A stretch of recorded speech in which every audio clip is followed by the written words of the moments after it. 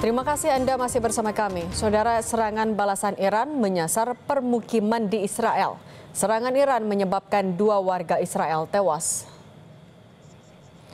Inilah video drone yang menunjukkan kerusakan akibat serangan Iran pada hari Sabtu di sebuah permukiman di Rishon LeZion, Israel. Sejumlah rumah dan mobil warga hancur. Tim penyelamat tampak mencari korban di antara reruntuhan rumah.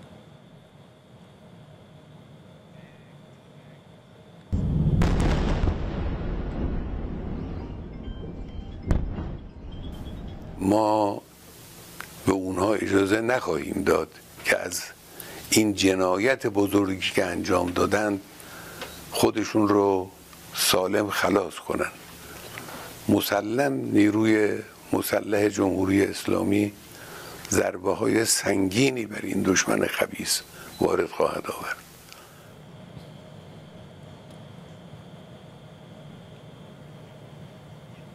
Perdana Menteri Israel Benjamin Netanyahu mengancam akan menyerang setiap target rezim Iran. Dia menyebut serangan militer Zionis telah memberikan pukulan telak pada program nuklir Teheran.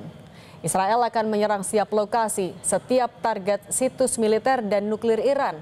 Angkatan Udara dan pilot Israel telah menyerang 40 target di ibu kota Iran pada Jumat malam, termasuk sistem pertahanan udara canggih. Israel pada hari Jumat melancarkan serangan yang belum pernah terjadi sebelumnya terhadap Iran, menghantam lebih dari 200 lokasi militer dan nuklir.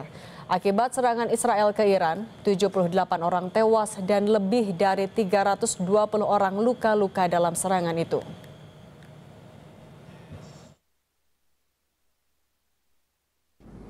בזמן הקרוב ביותר אתם תראו את מטוסי ישראל, את חיל האוויר של ישראל, הטייסים שלנו, מעל שמי טהרן.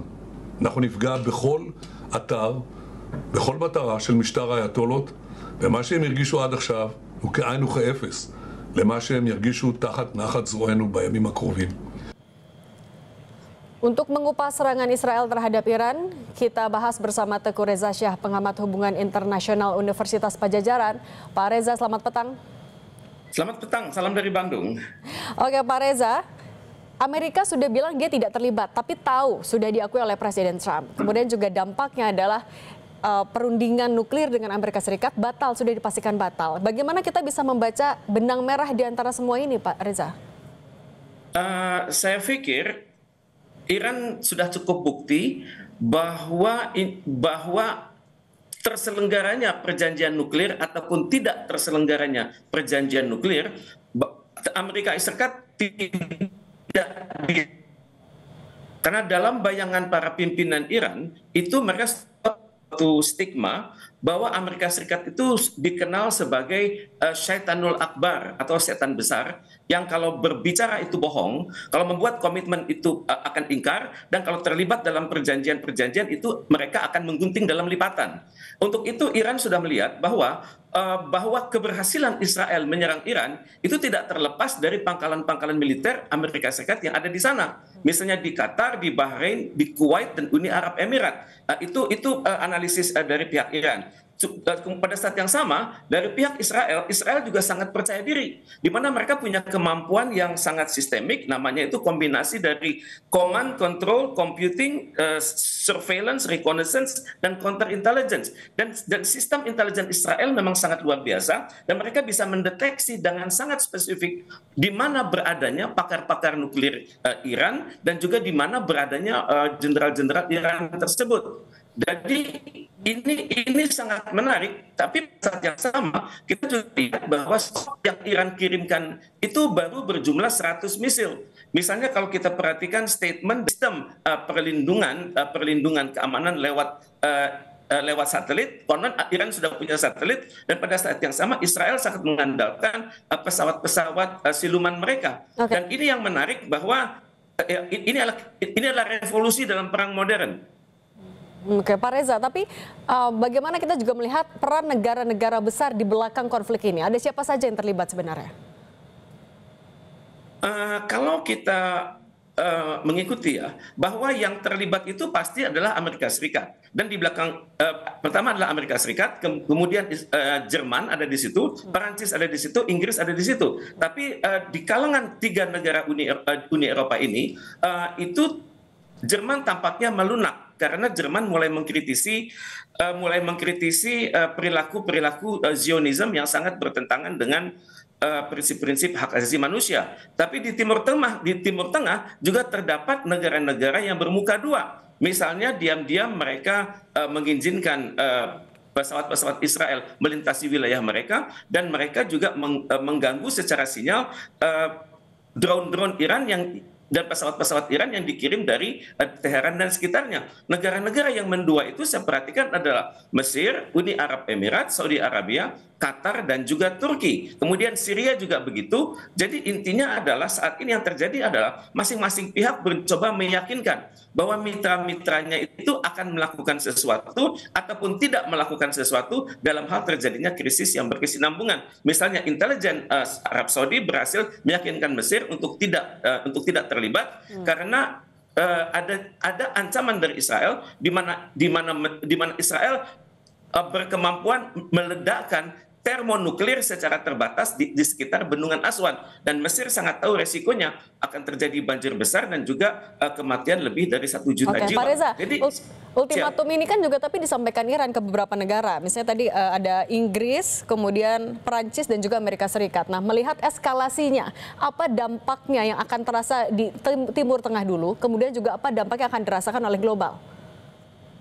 Pertama, di dampak di Timur Tengah adalah adanya suatu potensi ya, di mana Iran kalau tidak mendapat jawaban yang jelas dari negara-negara Teluk, maka Iran berpotensi menghajar atau menyerang pangkalan-pangkalan militer yang ada di sana, terutama pangkalan militer yang dimiliki oleh Amerika Serikat. Dan untuk itu mereka sudah siap dengan peluru kendali yang khusus, misalnya untuk menyerang pangkalan Al-Udeid Air Base itu yang hanya berjarak 275 km dari Iran, maka tampaknya sudah disiapkan peluru kendali Khalil Fars dan Zohair. Dan untuk Bahrain yang berjarak 1.200 km dari Iran, di mana di situ ada pangkalan Angkatan Laut Amerika Serikat, itu sudah disiapkan Shahab 3 dan Resvan. Kemudian juga untuk Kuwait, yang di mana ada pangkalan militer Amerika Serikat di sana, dan jarak dari Kuwait adalah 1.400 km dari Teheran, itu sudah disiapkan Resvan dan Gadar seri H. Untuk Uni Arab Emirat yang jaraknya adalah 1.700 km dari Iran, sudah disiapkan Gadar seri H dan Gadar seri F. Oke, kalau untuk global bagaimana Pak Reza? Untuk global kita sudah melihat bahwa harga-harga minyak sudah harga naik lebih dari 30%. Kemudian juga Iran punya potensi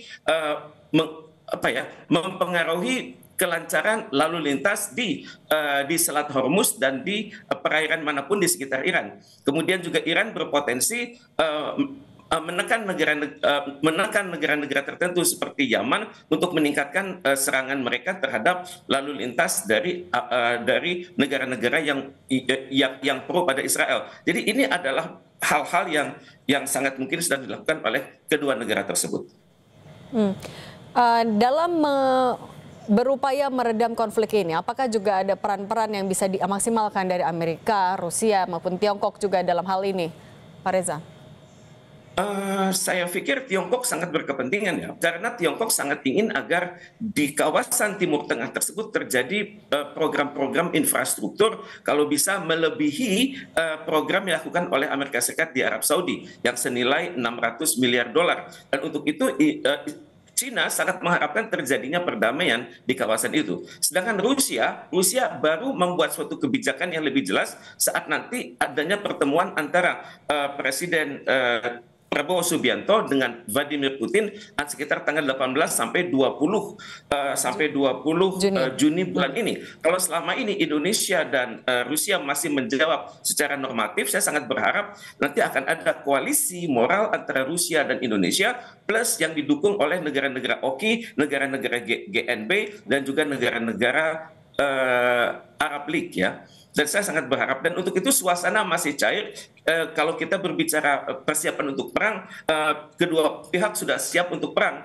misalnya Iran sudah saat ini sudah melakukan uji coba atas berbagai peluru kendali, apakah itu yang solid propellant SRBM ataupun liquid propellant SRBM ataupun liquid propellant MRBM maupun solid propellant MRBM, di mana mereka baru saja melantik seorang jenderal baru namanya Brigadir Jenderal Syed Majid Mousavi yang secara khusus menangani Islamic Revolution Guard di bidang teknologi ruang angkasa. Jadi Iran menghadapi masalah di mana banyak jenderal-jenderalnya yang berpotensi memimpin Iran masa depan itu sudah wafat, di mana dalam 36 jam terakhir Pak Reza, mereka sudah kehilangan. Dengan kondisi seperti itu, apakah masih terbuka jalan damai, ruang diplomasi dengan mengingat banyak tokoh-tokoh Iran yang tewas dalam itu, eskalasinya juga masih memanas. Adakah ruang diplomasi? Ruang diplomasi itu senantiasa ada ya.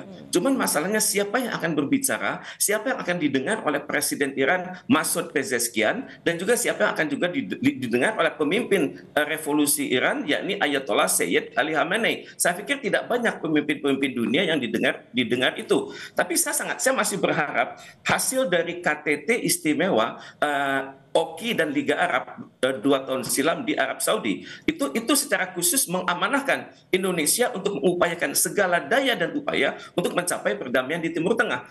Sekarang situasi adalah lebih dahsyat dari yang diamanahkan oleh Oki dan Liga Arab tersebut. Tapi bagaimanapun Indonesia hendaknya bekerja keras. Bersama Indonesia itu ada ASEAN, ada Oki, ada GNB, ada kerjasama Selatan-Selatan, dan juga biasanya kita didukung oleh Liga Arab. Saya sangat berharap pada detik-detik yang sangat kritis seperti ini, Indonesia mengupayakan sebisa mungkin berkonsultasi dengan Sekjen PBB. Oke, Pak Reza, terima kasih sudah berbagi pandangan di Kompas Petang. Saya selalu ya Pak Reza. Terima kasih.